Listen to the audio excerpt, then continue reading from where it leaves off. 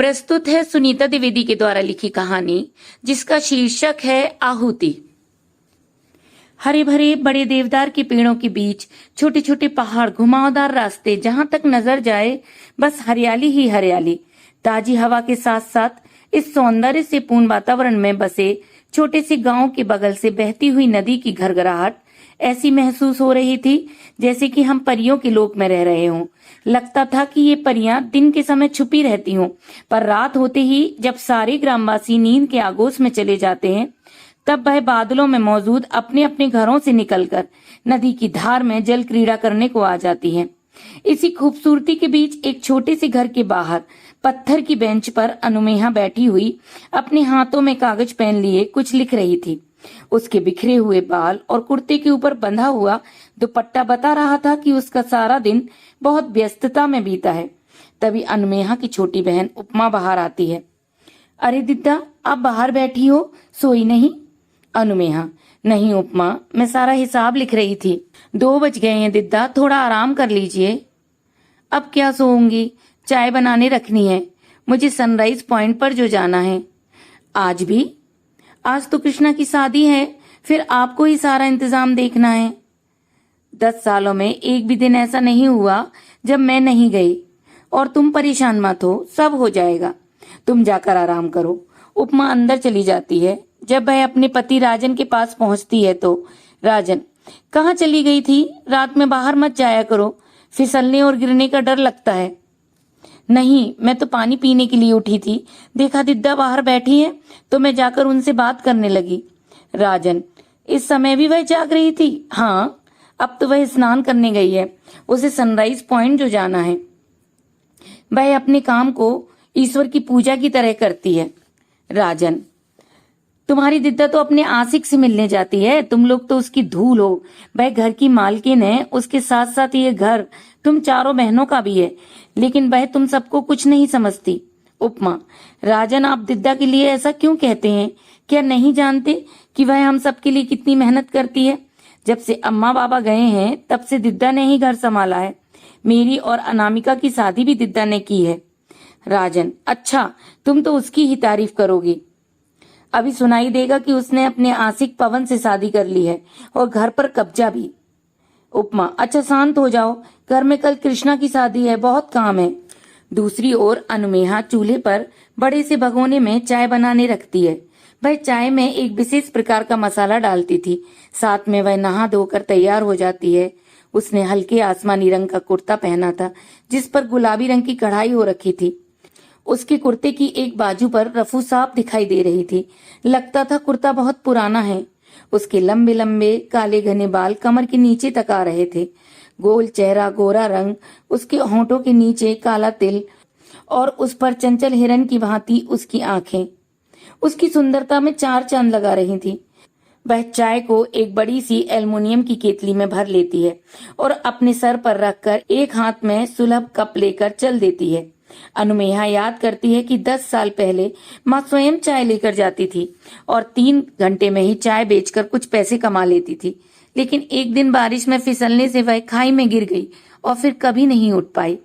तभी से अनुमेहा ने अपनी स्नातक की पढ़ाई छोड़कर अपनी माँ का काम पकड़ लिया था। अनुमेहा की 4 छोटी बहनें हैं, उपमा, अनामिका, कृष्णा और दुर्गा। अनुमेहा सोचती हुई कब सनराइज पॉइंट पहुंच जाती है उसे पता ही नहीं चलता। अनुमेहा उगते हुए सूर्य की निराली छटा देखकर प्रफुल्लित होती है। चारों तरफ पर्यटक ही पर्यटक होते हैं। जैसे ही सूर्य की किरणें आसमान में फैलने लगती हैं तब पूरा आसमान सुंदर और आकर्षक दिखाई देने लगता है। इस सुंदरता का आनंद लेने के लिए पक्षी भी आसमान में उड़ते हुए और सुंदर गीत गाते हुए हमें देखने को मिल जाएंगे। अनुमेहा लगातार पर्यटकों के पास जाकर चाय के लिए पूछती है। उनमें से कई लोग सुबह के मनमोहक दृश्य के साथ चाय का आनंद लेते हैं। हर रोज अनुमेहा की चाय लगभग खत्म हो जाती थी। वह खाली केतली लेकर पास ही ऊंची सी पहाड़ी पर जाकर बैठ जाती है। इस समय तक सूरज पूरी तरह से ऊपर आ चुका था। तभी पीछे से हवा के तेज झोंके के साथ बादलों की धुंध आ जाती है और जब धुंध छटती है तो अनुमेहा के पीछे पवन खड़ा होता है। वह उसके उड़ते हुए बालों को दोनों हाथों से समेटता है और धीरे धीरे उसके बालों को 3 बराबर हिस्सों में बांटकर उनको एक दूसरे के साथ बांधने लगता है। जैसे ही बाल लंबी चोटी का रूप ले लेते हैं। अनुमेहा, अच्छा अब मैं चलती हूँ, आज कृष्णा का विवाह है ना, घर में बहुत काम है। पवन, मेरे लिए कोई काम हो तो बता सकती हो।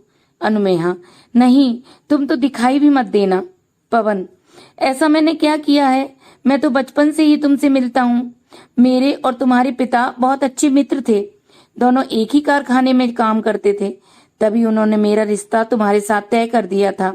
और इसके अलावा हम दोनों एक दूसरे का साथ पसंद करते हैं।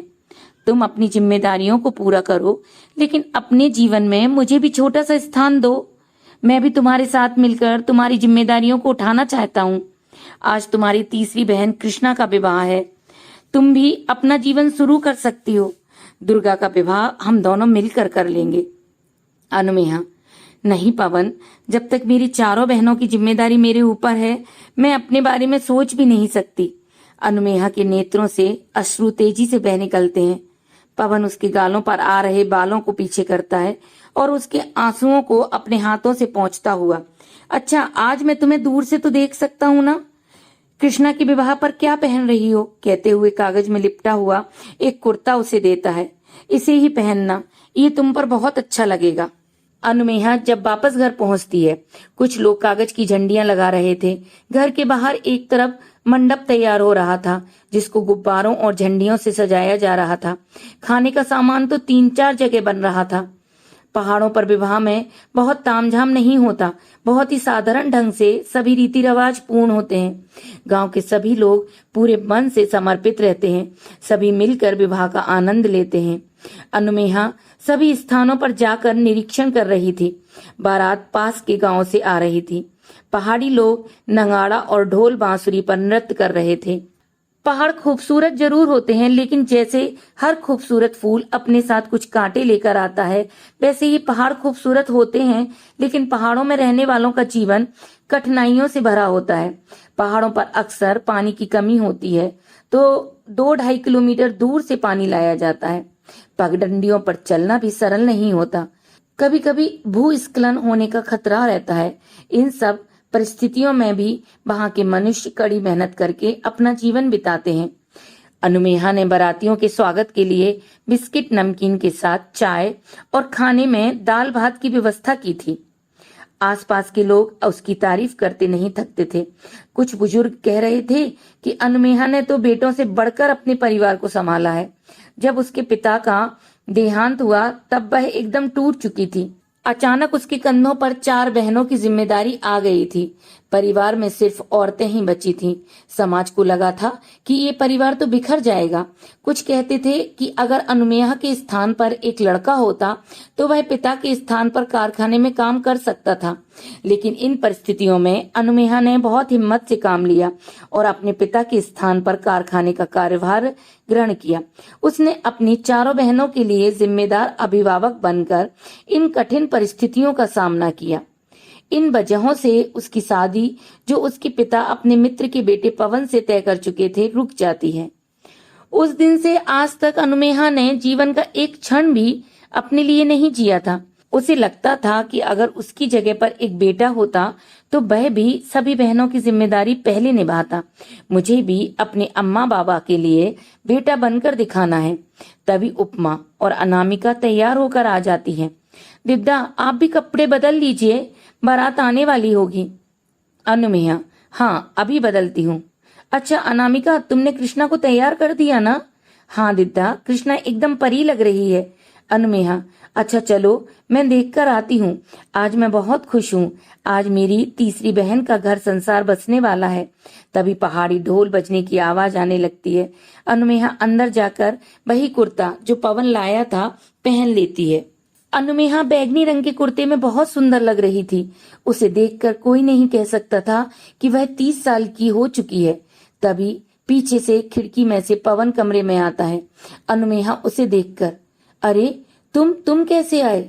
पवन जान हथेली पर लेकर, सबसे पहले मैं तुम्हें इस कुर्ते में देखना चाहता था। अनुमेहा, तुम जाओ, कोई आ गया तो? पवन तभी अपने हाथों को उसके होंठों पर रख देता है। अनुमेहा एक पल को भूल जाती है कि वह कहाँ है और आसपास क्या चल रहा है। पवन अनुमेहा के बालों को 3 बराबर भागों में बांटकर उसकी चोटी बनाने लगता है। चोटी बनाकर अब तुम जा सकती हो, वह उसके माथे पर चूमता है और खिड़की से उतरकर नीचे घाटी में अदृश्य हो जाता है। अनुमेहा बहुत देर तक बाहर की ओर देखती रहती है। तभी उसकी दूसरी बहन अनामिका का पति अशोक आता है। अनुमेहा के पास आकर, दिद्दा आप तैयार हो गई, और अनुमेहा के कंधे पर हाथ रखता है। अनुमेहा, जो थोड़ी देर के लिए पवन की खुशबू महसूस करने में खोई हुई सी थी, अचानक अशोक के हाथ के स्पर्श से अंदर तक कांप जाती है और एक क्षण में ही वह उसके हाथ को कंधे से हटाती है। उसे अशोक के इस क्षणिक स्पर्श में भी मलिनता स्पष्ट रूप से दिखाई दे रही थी। अनुमेहा, अशोक दूर से बात करो। अशोक, क्यों? आपके करीब कुछ विशेष लोग ही आ सकते हैं। अनुमेहा का हाथ तेजी से उसके गाल की करीब आता है, बस अचानक वहीं ठहर जाता है। अनुमेहा, नहीं, कोई भी नहीं आ सकता, कहती हुई बाहर आ जाती है। बारात के आने का संकेत बजने वाले ढोल और दमायूं से होने लगता है। बारातियों का स्वागत सत्कार किया जाता है, दूल्हे का स्वागत होता है। इसके साथ साथ शादी में होने वाले सभी रीति रिवाज शुरू हो जाते हैं। अनुमेहा सभी के स्वागत में लग जाती है।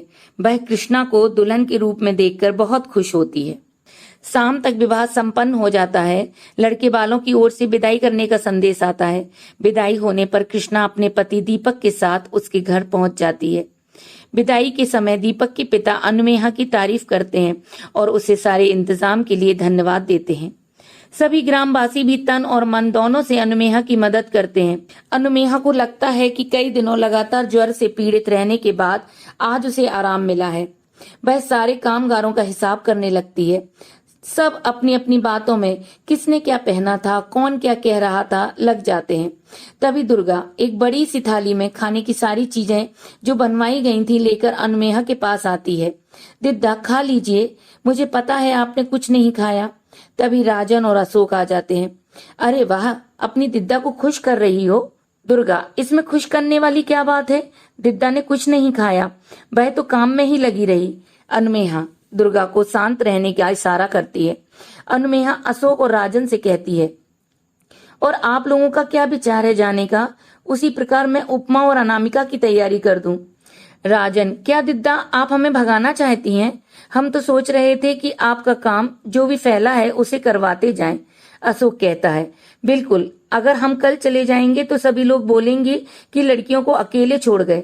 अगर हमारा कोई बड़ा साला होता तो हमें कोई चिंता ना होती। दुर्गा, आप लोगों को चिंता करने की जरूरत नहीं है, दिद्दा सब कुछ संभाल लेंगे। अशोक, मैं सोच रहा था कि अनामिका को यहीं छोड़ जाऊं, वह 2 महीने पेट से है। ससुराल में तो काम बहुत रहता है ना। दुर्गा को सुनकर अच्छा नहीं लगता।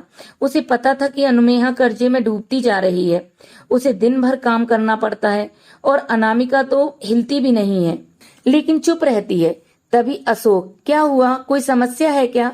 ये घर तो अनामिका का भी है ना। अनुमेहा तुरंत बोलती है, अरे नहीं, वह आराम से रह सकती है।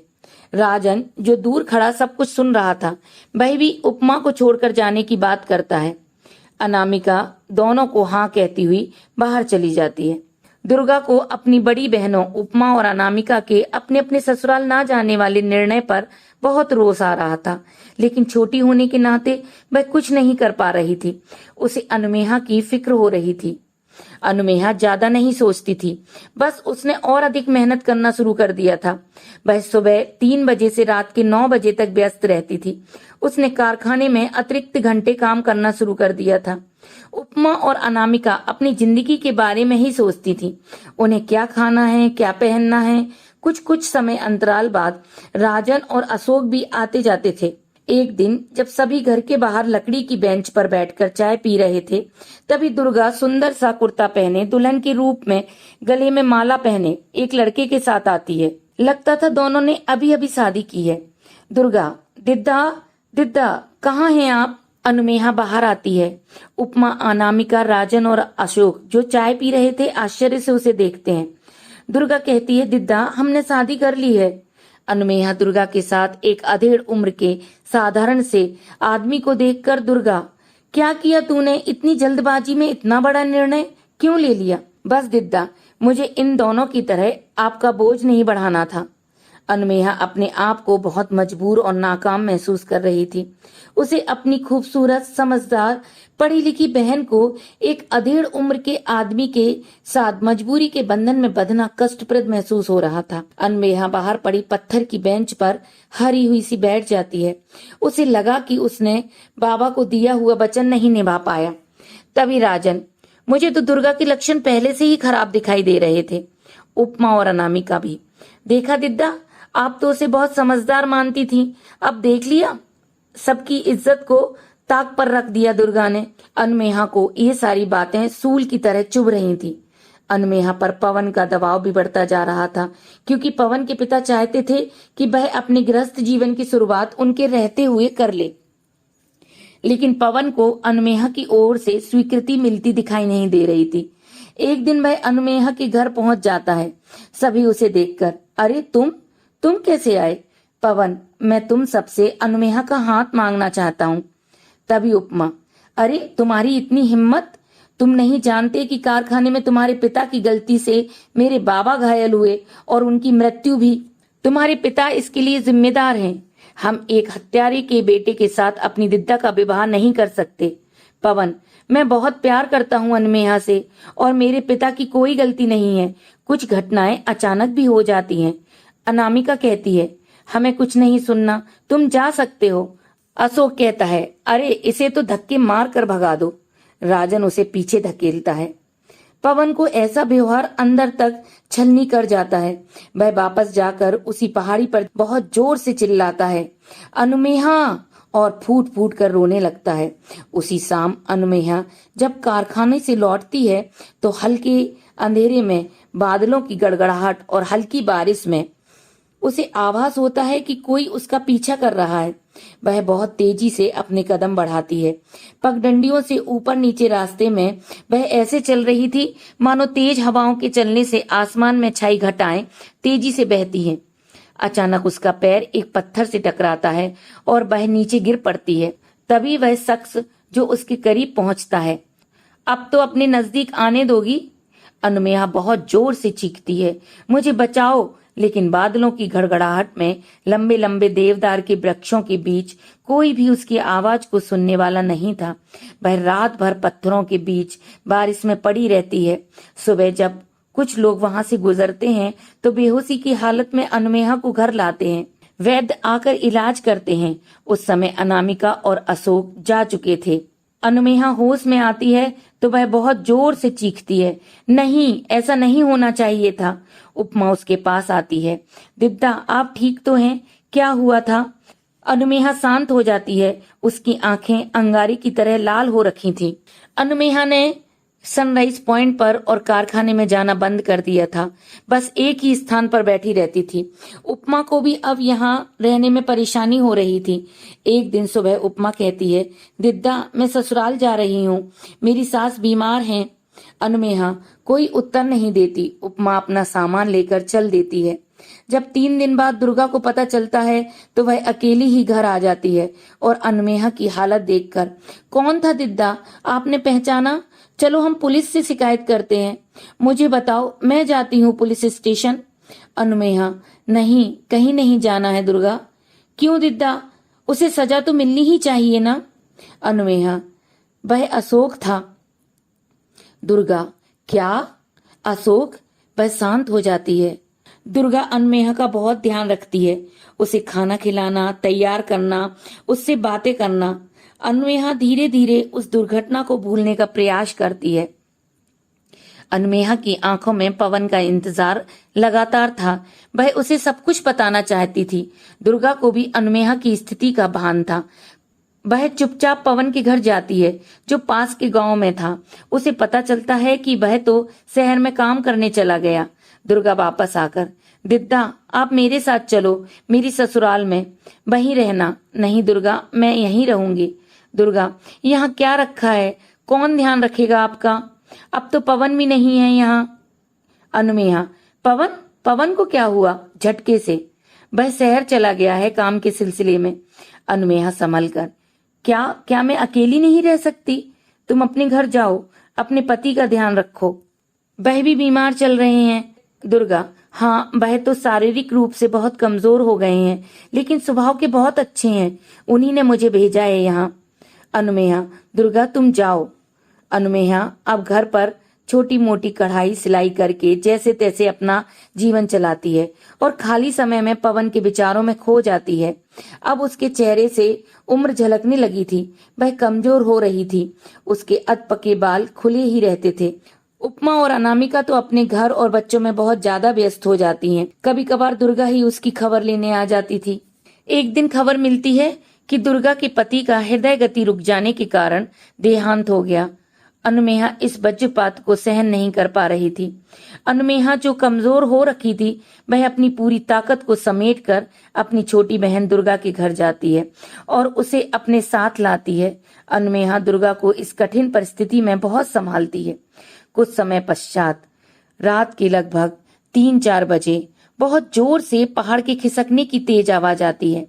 अनुमेहा और दुर्गा घबराकर घर से बाहर आती हैं। बाहर बहुत तेज वर्षा के साथ साथ चट्टानें, मिट्टी एवं वनस्पति ढलानों से खिसक खिसक कर नीचे गिर रही थी। अनुमेहा दुर्गा को साथ लेकर तेजी से भागती है। चारों तरफ हाहाकार मच रहा था।